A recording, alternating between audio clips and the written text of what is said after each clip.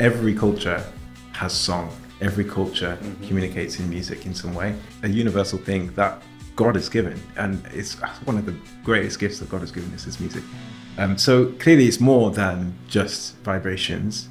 It's a deep way of encoding stuff that matters, encoding truth, encoding meaning.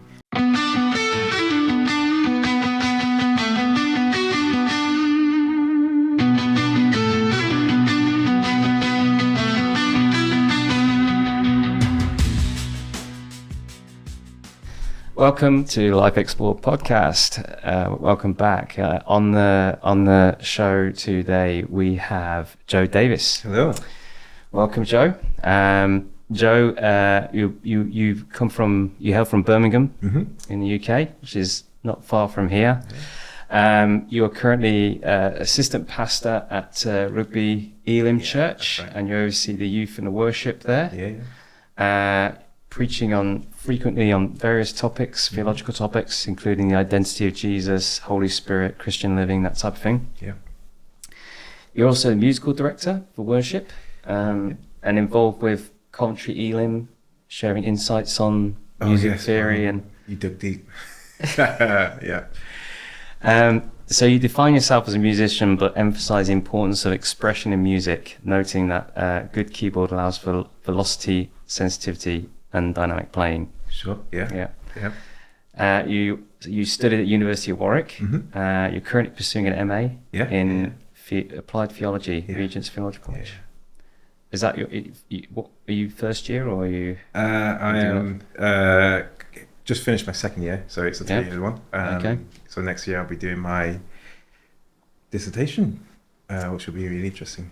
So looking forward to it. So I mean, you must have, there must be something to try and fit that in as well around all your activities. Yeah, but I mean, that's one of the perks of working for a church. They're very gracious and they give you the time to fit it all in.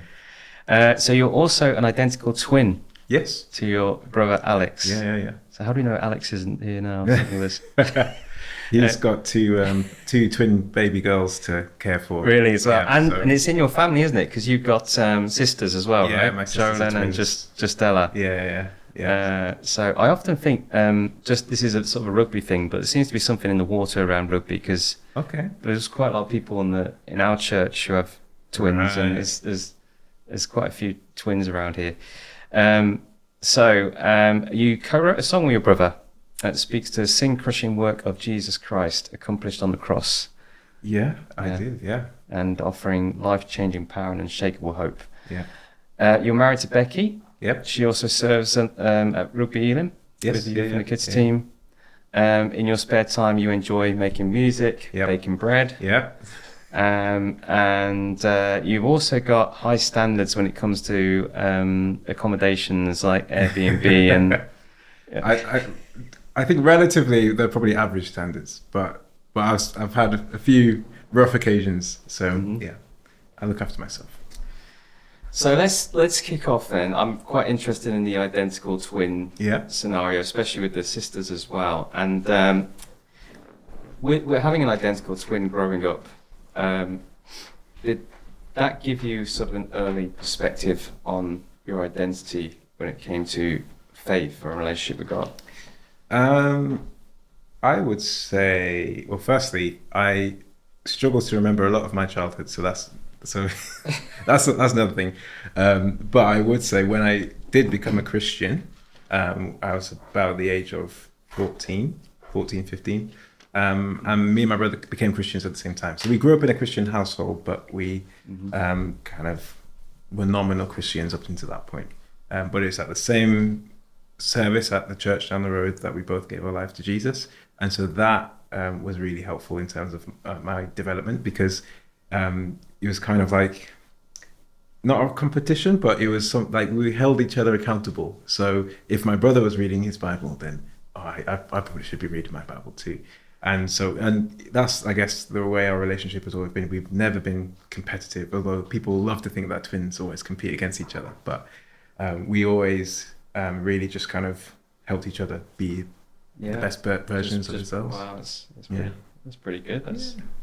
That's really good. We have got some pictures some younger pictures of you from Oh, Facebook. gosh. So maybe you could we could talk through these. This is dangerous, man. Wow. I can't offer any explanation for this. So first one here for people who are listening, not watching. There's a picture of Joe here. This is, how old were you there? It's 2011. That's no, quick maths. 15 years ago, 14 years ago. So I would have been 15. Yeah. Maybe 15. So with a multicolored afro on your head there. A little known fact: when left in direct sunlight, my hair grows in many different colours. Yeah, I think that was just in the house for some reason, and I thought that was funny. Age 15. Are you sure this is not like some kind of torture like scenario? Like trawling through my past posts on Facebook. Oh man, technical afro wig of is yeah. That's many colours. Well and truly in my past. What else we got, Nathan? We got number one, I think. Oh no. So there's this one no. where you're looking Please. cool. So the caption here, I think you're about the same age, maybe a bit older, maybe. Who needs to smile when you've got a waistcoat? Oh gosh, this was right. This was back when social media, like this was candid. Now it's like cheesy and pathetic. But this was kind of still early days of Facebook. When people actually had Facebook. And so nowadays I don't post on Facebook because clearly it can be used against you in the future. So I barely touch Facebook, barely touch Instagram. But these things stay with you. We've got one more. Oh no! One more. Oh gosh! I promise it's the last one. Yeah. And Okay. I think this one speaks to your, your musical destiny. There, it's a double bass. A double bass. Yeah. How many instruments can you play? I play enough. You seem to have like quite a versatile. You've got guitar, a nose guitar, a keyboard. Yeah. So I grew up playing clarinet and saxophone.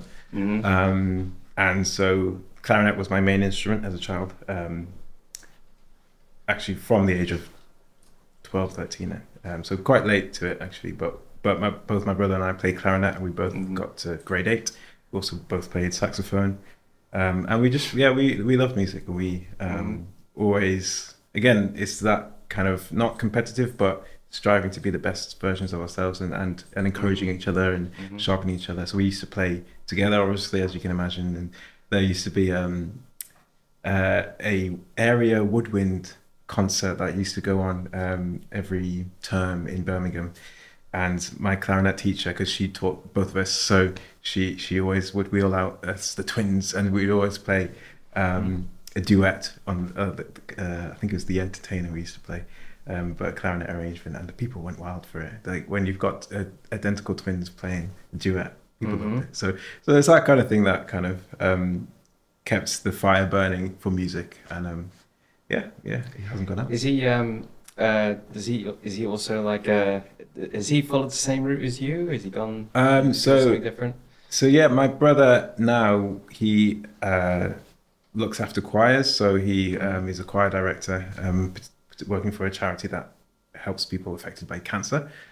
So he's still carrying on the music thing. He actually went on to study music at university. He is a far greater musician than I ever could be. He got a special award for his recital, his clarinet recital in his final year. So he's a wonderful musician, wonderful singer. And I'm kind of like... I'm sure he'd say the same of you. Well, it's been have you ever talked about getting together and getting the band together, doing a worship album or something?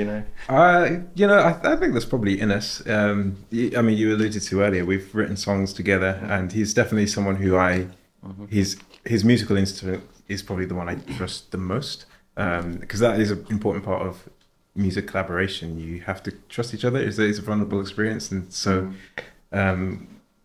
he and I obviously have a shared experience growing up, and we for a large part shared musical education, and so we trust each other's judgment, and so we enjoy writing together. There is just distance, I guess, that separates us. He lives in Cardiff now with his wife and kids, so it's like kind of finding the time for it, but I'd love to do that. Cool. Well, talking about your passion for music theory, and you've done I see you've got a YouTube series where you've talked about various the sort of really in depth, how to well, I've known very little about music, but progressive chords and, Sure, and yeah, that yeah. kind of thing. I think you've mentioned previously transposing a song is like a puzzle. Okay. So, or maybe I mean, I might have said that before. I've got a new Um, analogy now. Yeah. But yeah. Well, what, in terms of puzzles, in terms of life, what's the most out of key situation that you've faced, musically or otherwise, that understanding the underlying structure has helped you find your way? That is a very profound question.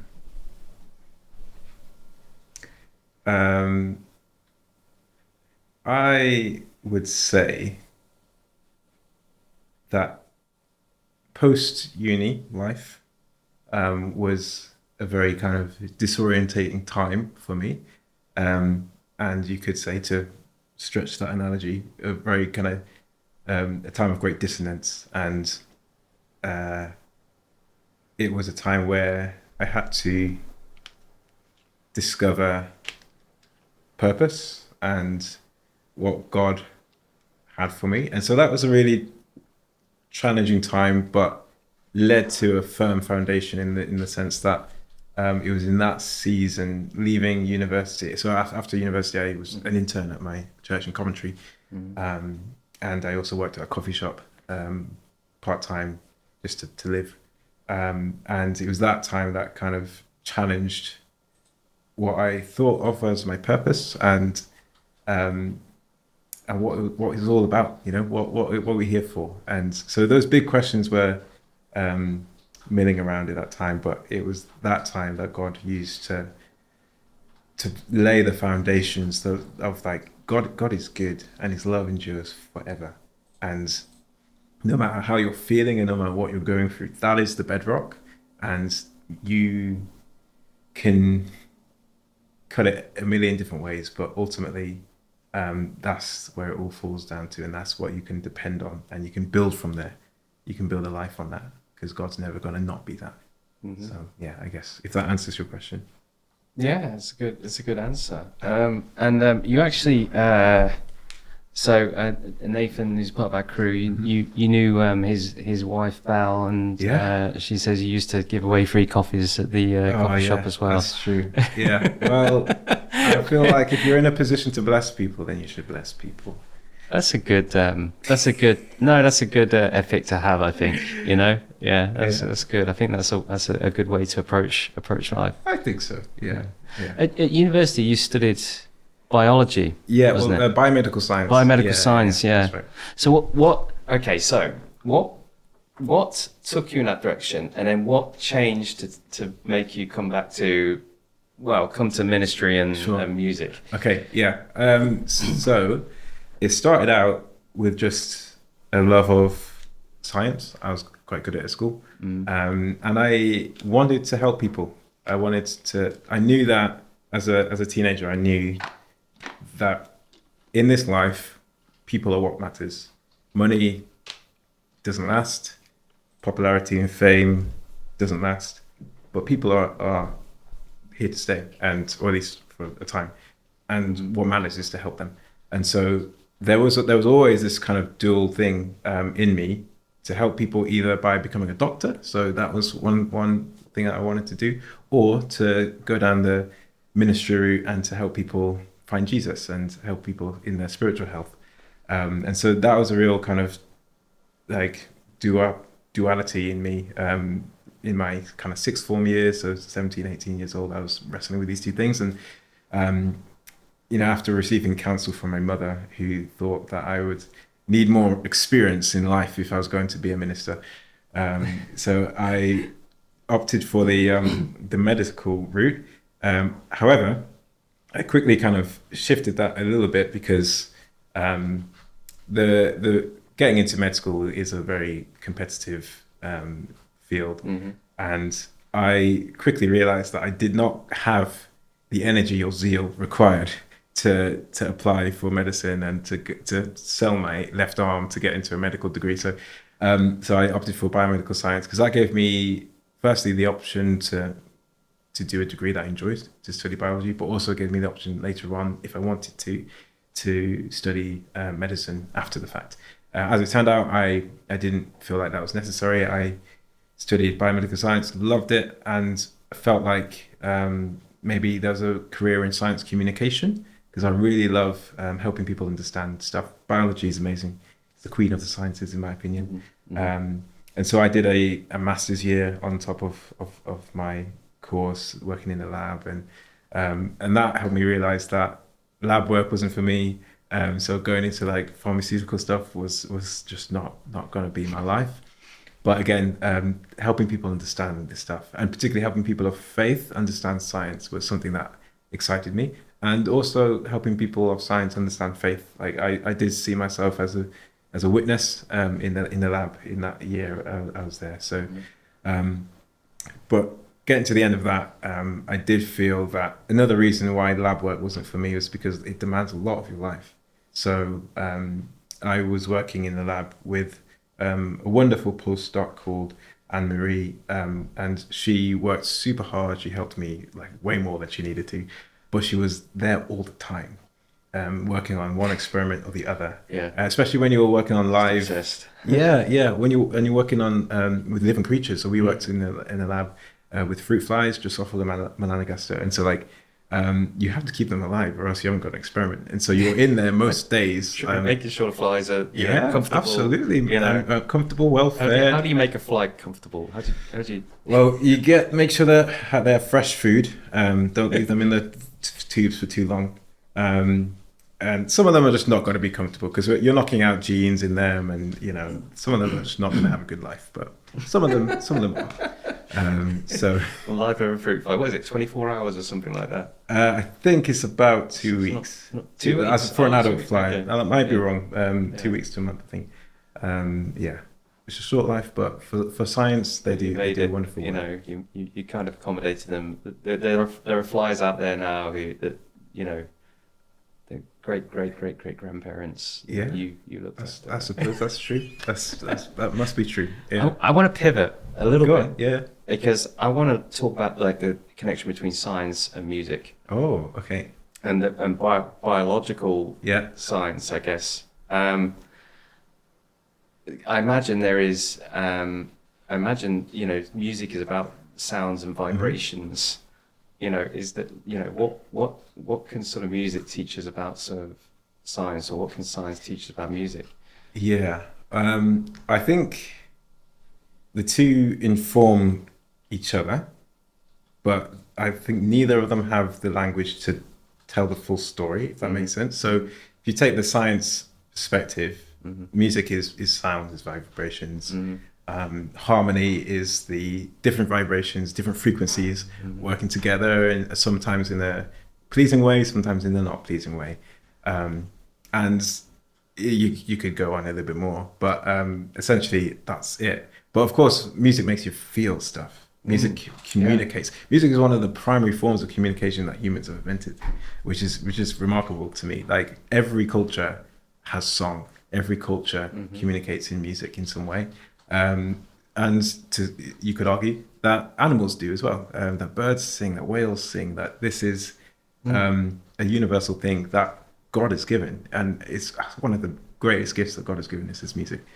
So clearly, it's more than just vibrations. It's a deep way of encoding stuff that matters, encoding truth, encoding meaning. Well, science to me describes something, but the spirit is what recognizes the beauty in it. When we hear music, we're not just hearing a bunch of sounds. Exactly. It actually pleases us, or perhaps it has the opposite reaction. Some music kind of, absolutely has a visceral reaction. But there is something is doing to us. Emotionally, connecting with an emotional level. It can make you cry. It can make you angry. It can make you sad. That if it was just like if I was just to write down something on a piece of paper and give it to you.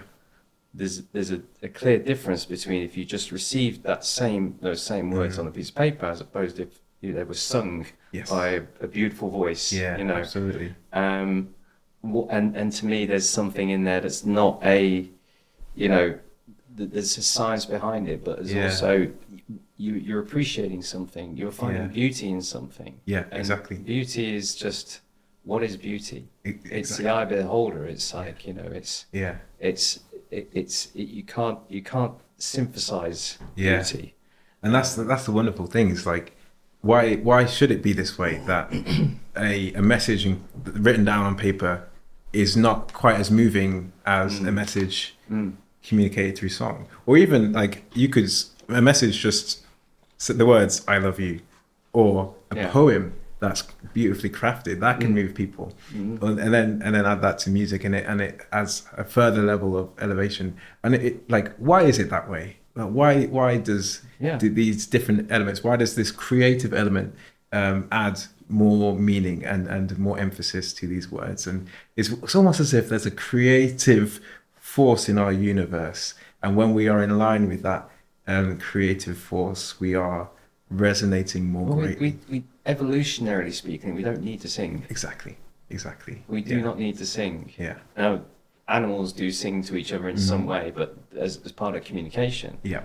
We don't actually know how they're receiving that, but I imagine there's some interplay of this. You know, the sound there is pleasure in the sound and everything that's going on there, maybe in nature, but we don't need. That's the thing, isn't it? We don't need to sing. Yeah.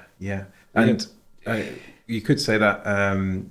So language is the thing that separates humanity from other species, but that doesn't need to be set to music. Language can encode a lot more meaning, so you could tell that's true. Tell a companion about where you saw the berries that you were going to collect and where they should go to get them. But ultimately, it doesn't need any more decoration. Yet humans always in every culture choose to offer some creative addition to their communication, and it's superfluous, but it is meaningful and it's beautiful. Well, moving to let's carry on a little bit, exploring your background. You've said previously, and I think in one of your sermons, you know, when God comes to stay, we can't stay the same. Yep. So it's all about, you know, in our own journey. In your own journey, sorry. What is the most surprising, unexpected change that God has prompted since your life as a pastor at Elim? That is a good question. I think definitely in the past few years, God has prompted a real hunger for holiness, to be in line with what He has said and what He asks of us. And it's not like I was going out doing this, that, and the other, but like there is a difference there's a difference between knowing that we ought to be holy and hungering for holiness. And I've seen in myself, in recent years, a development in that hunger for holiness, and that only comes from God. That only comes from His work in me. So that's probably a recent example of what God's doing in my heart. Holiness. You've taught also in a sermon, you've mentioned true power is gentle. You gave a sermon about the gentle power of God. You took from N.T. Wright's idea that when God sorts out the world, He doesn't send in the tanks; He sends in the meek. So has there been any times in your life or in your ministry where you've found gentle power is the most effective approach? I think in life, in marriage, gentleness it wins every time. And I think I am probably disposition towards gentleness anyway. In my nature, I'm not a very brash character. I'm not very, shouty or anything like that. But I think everybody has the capacity to be harsh. Everybody has the capacity to Be dismissive. yeah, exactly, exactly. And so gentleness is everyone's choice. Everyone gets to choose to be gentle in a situation, especially in a situation where they have more power, let's say. So in my marriage, I am stronger than my wife physically. And so it's incumbent on me to choose gentleness even when I might feel the inclination to rage or whatever. And that's the model of Jesus. The beautiful thing that Jesus demonstrated, that he was in no certain terms on a mission to become king of the world, to put it bluntly. But he didn't do it like everybody else did it. He didn't rally the troops. He didn't, as N.T. Wright says, send in the tanks. He chose gentleness. He chose to pick up that woman who was caught in the act of adultery, and rather than stoning her, to get to her level and to help people see that there's, everyone's got problems in their own lives that they need to work out before they start criticizing and condemning other people. Jesus touched the leper rather than casting them out. All of these things are choices. So he broke the rules, didn't he? But he didn't. He broke the rules in a way. He was almost showing that the rules were wrong. I don't get this right, but the rules were wrong in a sense, or they were being applied wrongly. Now you're overseeing both the youth and the worship.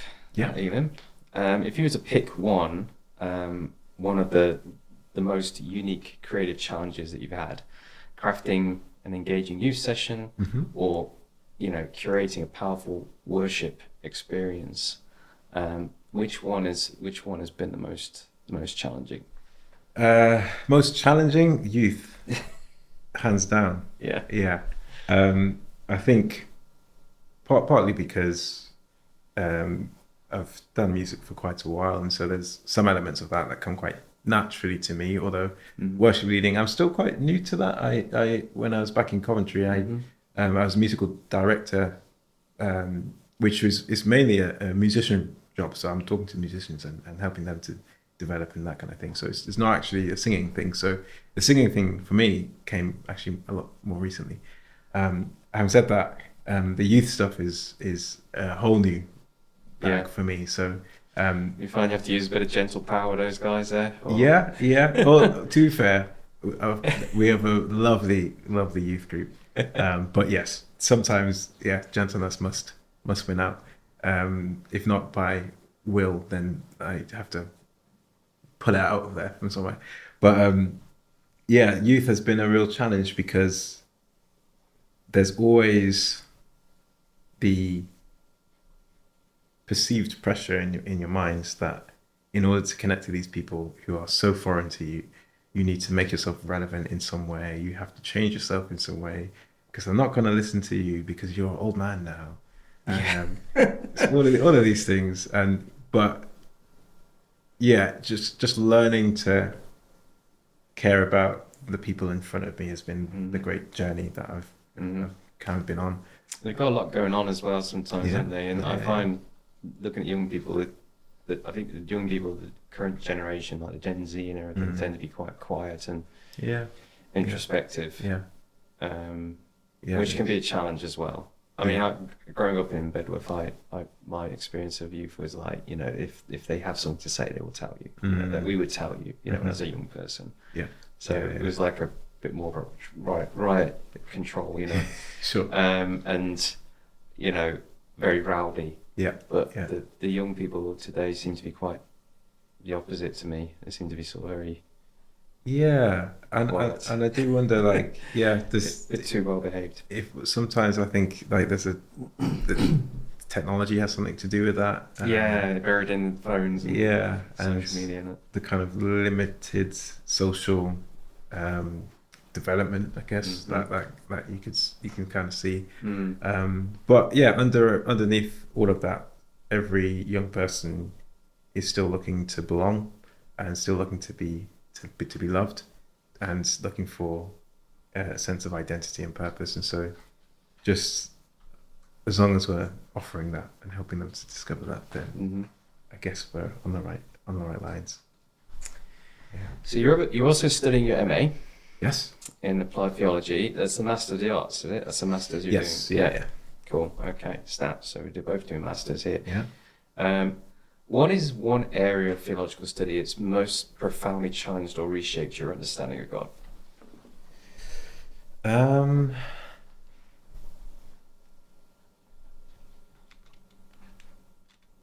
I would say, I think the most profound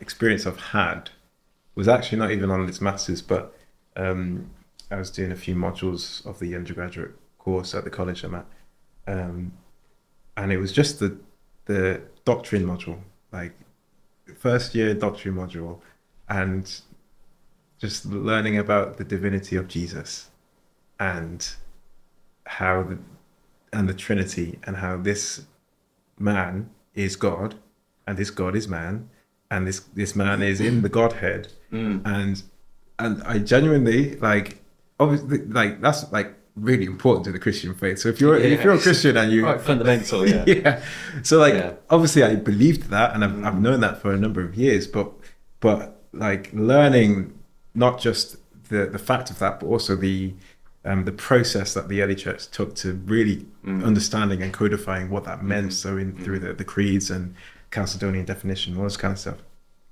that helps me to understand that, like, this is not simple.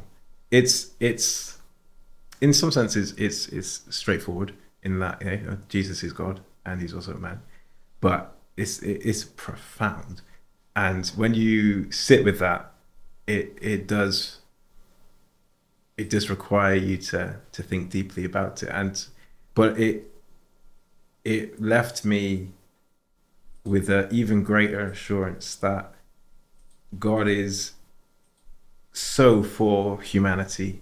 He cares so deeply for us. He will never abandon us. He will never forsake us, because there is a God who there's a man in the Godhead, which is I can't find the words to express it, but the very nature of God has assumed humanity into it, and there's only so much you can say before you get dangerously close to the lines of like heresy, and so I do want to be careful with my words, but it's not wrong to say that the nature of God has assumed into itself our humanity for our sake and forever as well. And so God is eternally committed to humanity for that very fact. So that was a very groundbreaking kind of revelation for me. How would you, to sort of a layman, how would you explain the Trinity?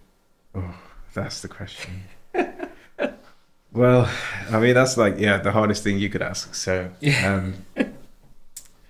I'd first say that it's a mystery, and there's no way of coming to a full understanding. Anyone who says that they fully get it and they fully understand the Trinity have kind of missed it somewhere. I would also say that every analogy falls short somewhere. And so analogies can be helpful to a point, but there will always be something that is inconsistent and doesn't quite apply. Having said that, I would say that our God is one God in three persons: Father, Son, and Holy Spirit, who are one in essence and being, but distinct in their character and in their roles in redemptive history. And that is how Scripture reveals God to us. God as Father, who created all things. God as Son, who came for our sake in the flesh, conceived by the Holy Spirit, born of the Virgin Mary, suffered under Pontius Pilate, was crucified, died, and buried.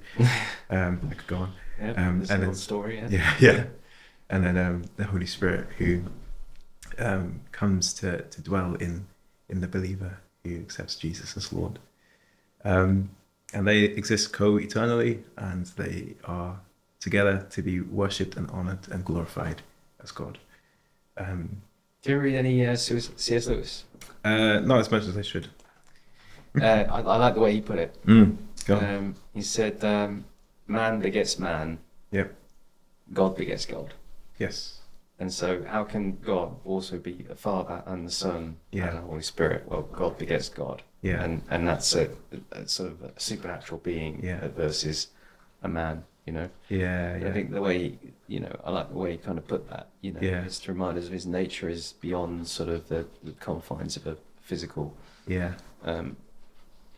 As you say, analogies kind of can fall short when you start trying to pick them apart, but I like the analogy of that. It does remind me of something I read that John Piper wrote, where he says that God has such a perfect knowledge of himself that knowledge of himself itself is personal. And so like it's his way of explaining, I think after Jonathan Edwards, that how God is 3 in 1, and like there is a God who has such a perfect knowledge of himself that perfect knowledge is itself animate and being. And the love that God has for himself, which is the best, because God is like the greatest moral being, so it's a good thing that God loves himself. That love is so rich and so full that it is itself personal, and a personal agent. And so this kind of way of demonstrating this 3 in 1ness in God's self-knowledge. And so I don't know how far you could stretch that, but it was interesting to me. Cool. It's good. It's good. I think you did a good job there of I try trying to present that the complicated aspect of that, the Trinity. There's so much there's so many analogies you could bring up, but you have to kind of just try and there's an element of just sort of working it out in your head and accepting the how it works, and also accepting like what we've received as church tradition. I think the early church fathers did a lot of the heavy lifting for us, and they wrote it down in the creeds. And it like this stuff we can say with confidence, and we can receive with confidence. And I think the key thing is I think it's hard for people to accept in this day and age we're in, because, and I find this is, I had a good conversation about this earlier. I think it was with Andrew, but at Pastor Andrew Scotland, and it's about revelation, because as you go through the Bible, you go back to the older times. The revelation that we have now, they only had a small part of it, because they were living it. And so the revelation they had of Christ when he was on earth was so that they were only sort of really experiencing it. They didn't have the full revelation that we've got, which is that we've got the whole the whole shebang. We know it all, because as you say, people have gone before us now and mapped it all out, but back then they didn't have that revelation. So you've got to think to yourself, like for us, we hear Jesus is Lord, and it can be kind of it can seem kind of what's the word, it seems to be very just I want to say accepted, I want to say boring. Boring isn't the right word, but it can seem just very that that's just doctrinal, well, obviously, and you just accept it, right? But then if you go and question, you go like, well, how does that all work, and is he really? So I'm going to ask the question from a point of view of, is he really Lord? How do you know that he's Lord? Jesus was a man. How could he be Lord? And what's the proof of the Trinity? A lot of people might ask, what's the proof? Because it's never really mentioned. So if you go back to those times when Jesus is man on earth, and at this point, the disciples, from their perspective, they do not realize God walks among them at this point. Yeah. It's only after they see him do the things he does and perform his miracles. Yeah. And I think the key aspect of it, it's not like, you know, Jesus sits down and says, right, okay, guys, well, here's the thing. Like, I'm God, but I'm also the Father. I'm also the Holy Spirit. Yeah. And this is how it all works, right? But he did things and he said things at the point of which he was able to say to his disciples, able to say to Simon Peter and say, well, who do you say I am? Yeah, exactly. And Simon Peter returns and says, you're my Lord and my God. Yeah. Now, for us, that just seems, that's just a scripture. That's it's just, you know, that's just a story. Yeah. But for them at that time, for him to say that at that time, was like, it was insane. Yeah, deeply courageous as well. It was insane. It was heretical. Yeah. If he'd been overheard by the Pharisees, he probably would have been, you know, perhaps put in jail or tortured or something. You know, it was really a wrong thing to say. Yeah, exactly. Almost like saying, like, well, I am, you know, I'm. It would be like it would be like declaring yourself the King of England or Queen of England, and saying, right, I'm going to usurp the throne. I'm going to now, and people would be like, you're a bit mental, aren't you? You know, how are you going to replace, you know, King Charles? You know, it'd be that kind of thing. That's how crazy it was. Exactly. And that's where we get it from. That's where it comes from. Yeah. You know, so it might seem quite dry and quite theological and quite doctrinal, and it's all written down somewhere in ancient texts. Yeah. But it was a radical departure from, you know, to call somebody God. Yes. Madness. Yeah. Exactly. You know, like it'd be like I call you that now. I'd say you're God. You know, it's like you said to me, I'm God. Yes. Yeah. You know, and anybody who says they're going to be God, they have to be able to back it up. Exactly. Right? Yeah. Exactly. Yeah. Because people aren't stupid. People aren't stupid then. People aren't stupid now. And so if you're gonna claim to be God, you better back it up. That's right. Yeah. Yeah. Great. Anyway, I think we solved that one. I'll put it to bed for now. Yeah. So you spoke about the Christ hymn. Oh yes. Yeah, you spoke about Jesus not taking any shortcuts when it comes to becoming a man, as we've been just talking about. Even being vulnerable as a baby. Yeah. Oh, yeah. What do you find? What are the shortcuts that you find Christians take today, and they're tempted to take in discipleship? In discipleship, okay. I think so. There's a quote that often challenges me, which says something like, "Desire 1,000 times more to be holy than to seem so." And I think one key shortcut people often take is keeping up appearances and looking the part rather than actually being what God has asked you to be. And we all struggle with that to some degree. So I'm not saying that I'm like perfectly transparent and genuine because we all put up facades in some way or another. But I think that is the part of what the journey of discipleship is putting your false self to death. And I think that's kind of what Jesus meant by picking up your cross and following him. Like, the cross is an instrument of death. So what life is there when you follow Jesus, if not the truest and only form of life that really matters? And so I think that is the road of discipleship, and we do ourselves a disservice when we pretend. We pretend to be something that we're not. We pretend to know more than we actually do. Or we pretend to be further along than we are, because actually life will soon show the world that actually we are not what we make ourselves out to be. Because it's one thing for me to say that I'm gentle and gracious and compassionate, but if I'm mouthing off at someone because they cut me up on the way here, then I'm demonstrating with my actions that all is not so in my heart. So I think that's probably one of the ways. What's one practical thing someone can do if they feel convicted in that way, and maybe maybe they have put on a bit of a mask, or maybe they're feeling like they've got to keep up and make themselves look the part. What's but they're conscious Yeah. that they're doing that. What's one practical thing you think that someone could do in that situation? I'll give you two.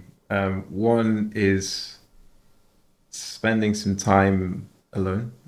So we call this the practice of silence and solitude, which is a spiritual discipline. But what it does is it gives you space and time to be alone with yourself and God, and to bring all of yourself before God, and to recognize that He accepts you as you are.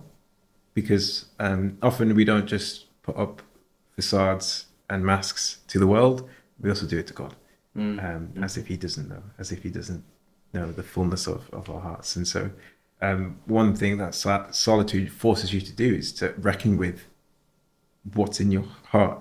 If you're alone long enough, all of that will come out. You'll realize that you are not who you pretend to be out there. Everything you are is actually here, and bringing that out before God is a really helpful way of recognizing yourself and seeing these things in yourself, but also recognizing that God loves you even though you are the way you are, which is a beautiful gift to have. But the second thing is to be honest with someone who you trust, someone who you know well, but to be genuinely honest and vulnerable with that person, and to commit to taking down any masks or any barriers between you and that person. Because if you can do that with one person, then you could probably do that with a few more people. And when you do that with one person, what it makes you realize is that they aren't actually gonna dismiss you or pick up the stones to stone you. Like, actually, talk to the pastor. Oh, you know what he said to me. Oh, exactly. Yeah, none of that's gonna happen because we all have stuff. And so when we realize that, we realize actually, this mask doesn't actually serve me in the way I thought, because people will accept me, because no one is under any illusion that I am sinless and totally perfect. If you think that people think that, then you need to maybe adjust your thinking. But people are well aware that you are a sinful person just like the rest of us, and so they're probably gonna be just fine with you recognizing that as well. Yeah. So before the interview, we were chatting. You wanted to talk about AI. Yes. Yeah. So this is more of an open. I don't have a question, but this is more of an open forum. Like, what's let's start with like what your thoughts are in terms of. I've had other people on the podcast so far, and we have talked a little bit about it, every pastor I know is kind of using it for their sermons. Interesting. Wow. And everybody's kind of got questions around it. So what's your? So I guess the question is like, are you using it, and how have you used it so far? And yes, so I use it very sparingly. I use it. Last time I've used it was to sort out my bibliography in a recent essay. So I'm sorting out the kind of stuff, and then trying to find a game for youth activities. So that's kind of helpful for that stuff. I haven't really used it for sermons. I probably will keep it that way, but it's an amazing tool. It's scary how impressive ChatGPT can be, and other tools like it. I watch a few kind of lectures and discussions and podcasts on YouTube, and a lot of them do center around AI, and obviously, as you will know, there are many opinions about it. But everyone who knows something about it, like actually knows, recognizes that it's going to change our society forever, and that's coming whether we like it or not. There's because no one's putting the brakes on. And there's no way of backpedaling. There's no way of going. Genie's out of the box. Genie's out of the bulb. Yeah. We need to reckon with it. We need to be aware of what these tools are and what they can do, and I think as well we need to be aware of the agenda of the people who are developing these technologies, because they have a vision for the world, which is why they do the stuff that they do. But does that vision of the world correlate with a fair and just society that maybe we're striving for? So, but I'm interested in what you think as well, like from a technical, but also from a kind of societal. So I don't know if I mentioned it before on a previous episode or not, but I am studying a master's in artificial intelligence now, so I suppose I should know a little bit about it. I mean, my practical approach to it is it's a tool. Yeah.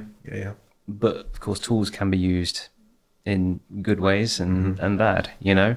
One of the things I do hear from all of these conversations around AI is that if an AI agent is given a task, for example, and the classic example is help us sort out climate change. Climate change is a big problem, so we need solutions for that. Yeah. Well, what's to stop an AI from saying, well, what's causing climate change?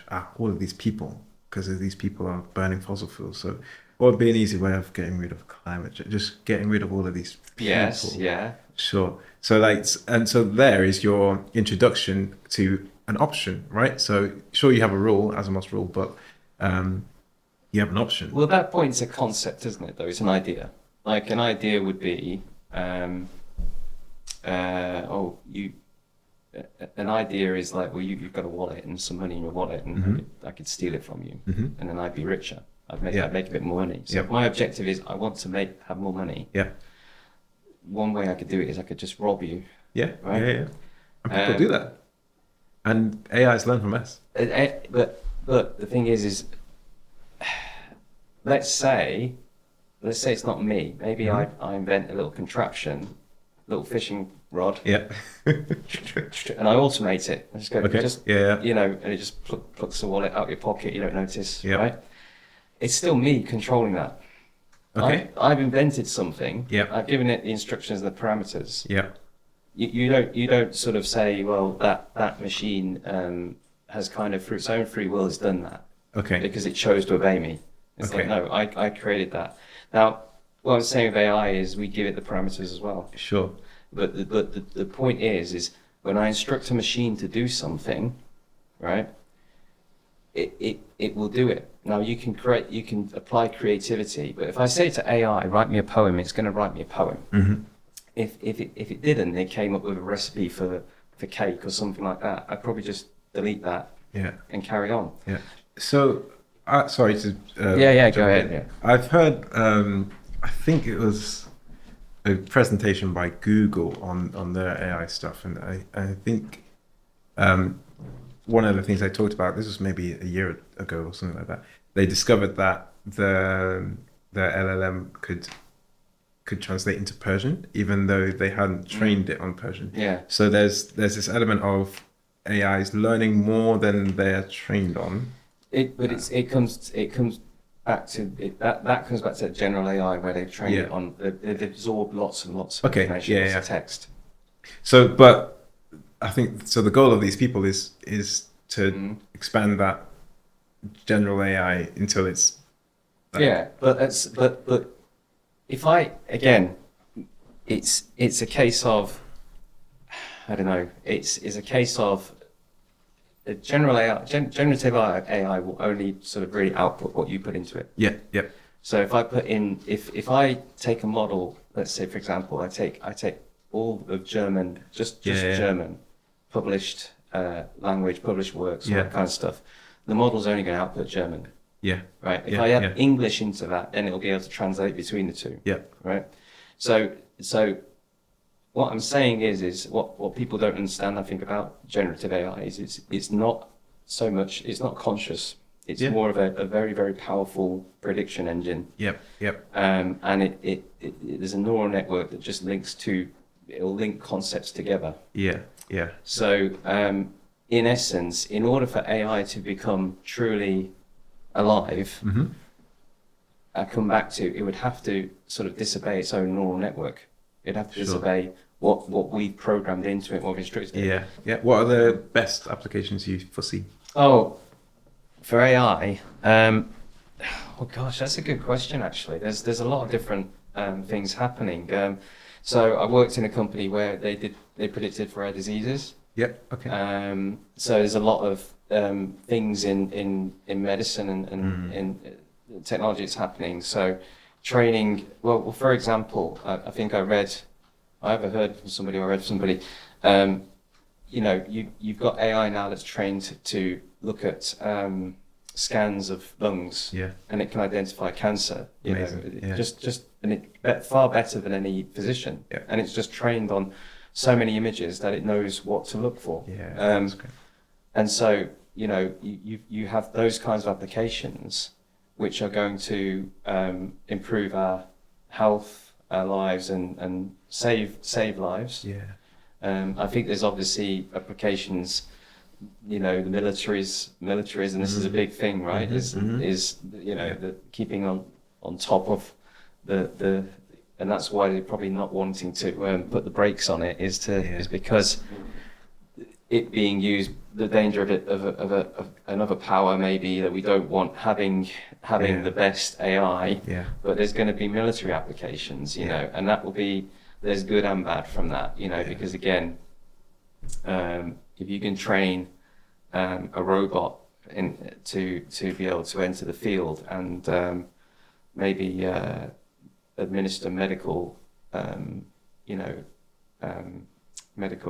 support in the field, then great. But then you can also train a robot to just go and shoot a weapon, or drones, for example, which are a lot of drones that powered by AI now, or augmented with AI.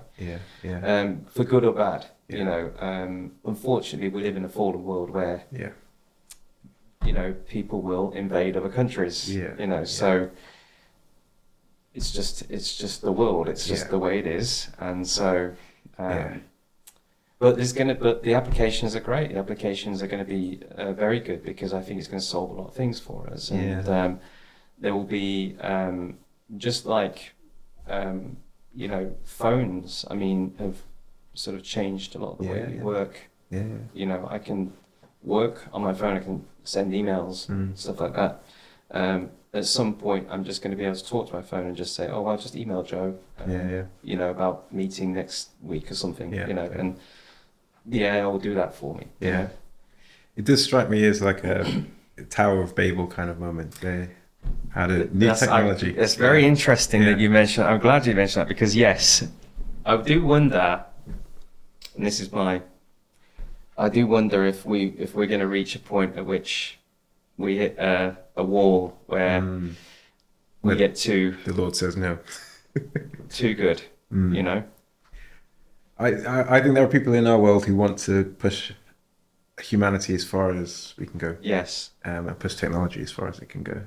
All technology, after a while, to earlier ages will seem like some kind of magic. The idea that wirelessly I can get all this information. I've got at the touch of my fingertips, so I can press a button and the lights will go off. I mean, we could go on. I think. So let's get to. We've got a few questions here where you can give like a bit of a short answer or whatever. Let's get to the final part of our interview here then. So you once reflected that being a musician was really, really expensive. Okay. And so if the free gift of God's forgiveness and grace could be encapsulated in an instrument, what instrument would it be and why? I would say, I'd probably just say the piano, because that's my favorite instrument.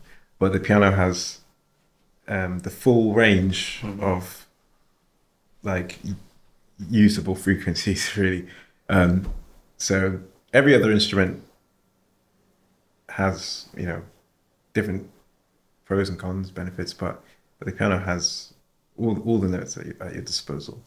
And I guess, God does not limit his love, but he gives us everything he is when he gives us Jesus. Let's say that. The full range of range. music. Yeah. So you mentioned we talked about your high standards when it comes to accommodations. After a memorable encounter with ants. Oh yeah. And the biggest spider you've seen outside of a zoo in Croatia True story. a while ago. Yeah. If there was a Bible character who's an Airbnb owner, who and what would their rental look like, and what would be included? Well, my mind goes to the Shunammite woman who Elisha goes to see, because she literally just makes a room for him. Clay jars, is that the one where? No. Yes. Mm. And so Elisha is passing through, and then she's like, "Oh, you're a man of God. Stay here. Come on, I'll make up a room for you." And so every time he goes there, he has a room, and so she seems very hospitable. So I'd probably stay there. Plus plenty olive oil on tap. So olive oil on tap, yeah. That's with your bread and dipping. Exactly. Yeah, I can see that. Yeah. On the Italian Riviera, maybe. Mm. Good stuff. So, when discussing Jesus' "I am" statements in John's Gospel, you delve into profound theological reflection. If you could sit down with him over a pint, what's the one burning question that you'd ask him about his specific theological choices in writing the Gospel? I would ask him why he didn't include the Lord's Supper, but he includes the foot washing in the Passover meal that Jesus had with his disciples. I think that's a really interesting thing that John does, because communion is very important to us. But clearly foot washing is important to John. And there's evidence that the Johannine community continue to do that. But it's an alien thing to Christian tradition nowadays. Yeah. So either it wasn't as important as John made it out to be, or we are really missing something out of that gospel. Never thought about that. It's interesting. Why don't we continue that tradition then? I can give you a list of reasons why we don't. But why ought we? Why should we? Yeah. So, have you ever done an escape room? Yes, escape room, yeah? I have. Okay, so you previously described Jesus' departure was an exodus, in freeing people from bondage to slavery. So if the Exodus was a grand escape room challenge, what's the most unexpected puzzle that represents bondage, and what seemingly irrelevant clue would be the key to freedom? I guess there are sometimes puzzles in escape room where you have to put the right thing in the right hole, and it's there are plenty of things that kind of fit, but they're not the right thing. And I think in life is just a journey where we try and put the right things in the right hole, but we invariably don't. And so we have a longing for more than this world has to offer, but we fill the hole with things that aren't quite the right fit. And I think the gift of Jesus and of the gospel is that there is the item that fits perfectly, the thing that communicates to the eternity that is written in the heart of man, the deep that calls out to the deep, and that is the love of God, and and the fact that Jesus came to express that love by assuming our humanity and stepping into our place and being a ransom for many. I suppose in a way, perhaps the escape room could be like you have to leave somebody behind. Okay. Wow. Maybe. That I would not want to go there. The last escape room I went to was with my wife, and it was a Doctor Who themed one. Yeah. And there was a Dalek in the corner of the room, which kind of came to life. It was behind a cage, so it wasn't going to come out. But actually, there's a part of me that's is that cage just got to fall apart and it's got to come and get me? There, yeah.